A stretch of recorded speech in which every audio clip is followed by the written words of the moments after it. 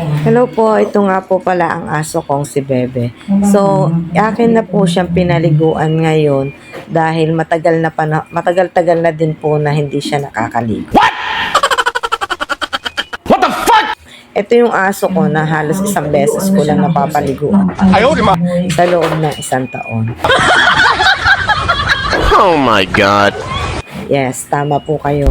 Isang beses ko lang siyang mapaliguan. Dahil ang hirap-hirap po talaga niyang paliguan. Kaya ako'y nahihirapan akong paliguan siya na ganyan nga po. Ay, ano daw? Nalito na tuloy ako sa mga sinasabi ko. So, yan po. Ang hirap niyang paliguan. Kaya, napakadalang ko siyang liguan. Dahil ganyan nga po siya, nag-iiyak talaga siya. Iyak na iyak po talaga siya pagka nililiguan. So, napilitan na akong liguan siya kasi medyo iba na nga ang amoy niya. Dahil nagsusugat na po siya na nagsusugat. Kasi nga, hindi ko nga naliliguan. Pero pag naliliguan ko siya, hindi siya nagkakaganyan. Kasi nalilinis ko nga yung katawan niya. So, sa ngayon nga po ay nakakita ako ng panali na pwedeng itali sa kanya para nang sa gayon ay madali ko siyang makontrol. Dahil kapag wala po siyang tali ay ganyan nga po siya, piglas siya ng piglas. So hindi ko siya, ang hirap pong maliguan sa labas. Kaya ang ginagawa ko, binubuhat ko na lamang muna siya papunta sa banyo. Kasi ang hirap talaga niyang paliguan talaga. Kinukulong ko na lamang po muna siya diyan sa banyo para maliguan ko siya. Dahil ang hirap nga po niya.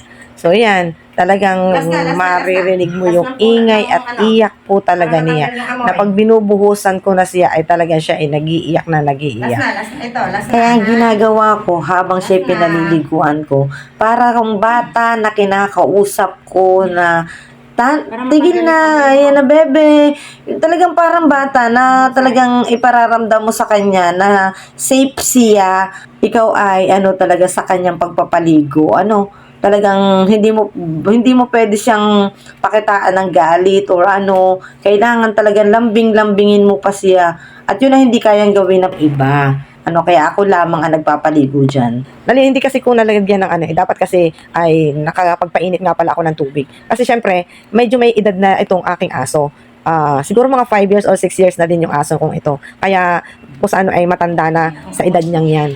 Kaya siya ay talagang kung sa ay lamigi na. So, ang gamit ko sa kanyang sabon ay Safeguard. Pero ever since talaga, Safeguard ang ginagamit ko sa pagpapaligo dyan sa aso na yan. Pag Safeguard kasi ang ginamit ko, andyan, nababaho ang sugat niya. At the same time, yung mga kuto-kuto niya ay nawawala. Kaya siya kasi kamot ng kamot dahil syempre, yung mga parasites niya sa katawan ay talagang siguro nangangati dahil hindi sabayan pa na hindi nga naliligo. Kung ang tao nga pag hindi naligo ay talagang walang ginawa kundi magkagkag at gawa ng kumakapal ang libag. So ganun din siya. Kaya siya ay kamot ng kamot hanggang sa nagsusugat na nga. At yun ang nagiging dahilan. Kaya ayan, para tuloy siya ay halos kalahati na ng kanyang katawan ang natanggalan na ng buhok. Pero pagkatapos kong maliguan na yan, siguro mga ilang araw lang, makikita na natin na bumabalik na yung kanyang pagka na yung sugat niya. Kasi mababaho na yung sugat niya. Yan, tingnan nyo. Kung makikita niyo talaga, ang laki na ng nasakop, halos kalahati na ng katawan niya, hanggang sa kanyang buntot, nakalahati na din ang buntot niya. Kaya yan, talagang pinilit ko talaga na mapaliguan na ang aking aso dahil nakakaawa. Kahit ganyan yan si Bebe, ay talagang mahal na mahal ko yan. Ngayon kasi talaga, pinilit ko na mapaliguan na lamang po si Bebe. Para nasagay naman ay, dahil kami na din naman ang naapektuhan nga, na kasi yung amoy niya, dahil yung gawa ng sugat niya. Yung sugat kasi niya sa likod, yun kasi ang nakakapagpabaho. Dahil hindi nga nalilinis, hindi nahugasan. Kaya, siyempre parang iba na yung amoy. Kaya yan, So, kaya talagang ang hirap niyang liguan. Kaya, ayan. Di ba, nag-akyat-akyat pa siya talaga sa akin. Talagang halos iyak siya na iyak. At yan nga halos nakatatlong beses akong sabunin siya para lamang matanggal yung amoy. Ayan. Yun.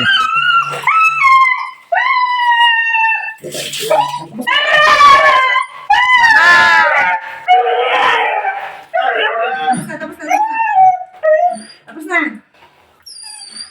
Wait lang. So nakaabang na siya para sa paglabas niya.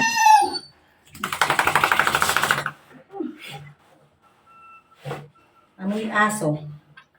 Nga. Ay, pagkakit.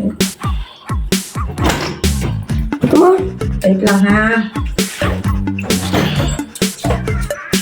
Wait lang, dandan. Dahan-dahan. Dahan-dahan, dahan-dahan. Wait na! Dali na, mag-support. Dali na.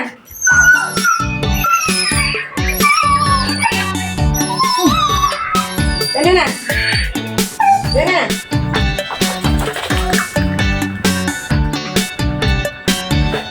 Dahan-dahan. Wala, anak. Doon, may mga pasahan doon, anak, sa ano.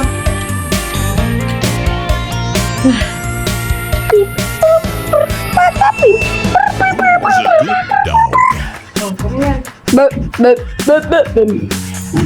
Kulas na.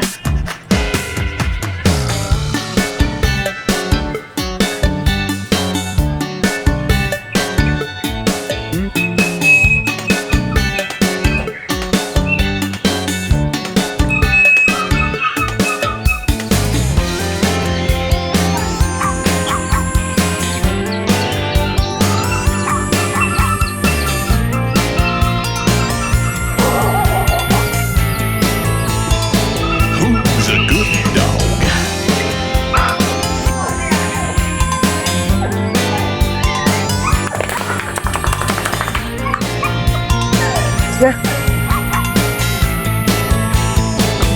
Who's a good dog? Sige na.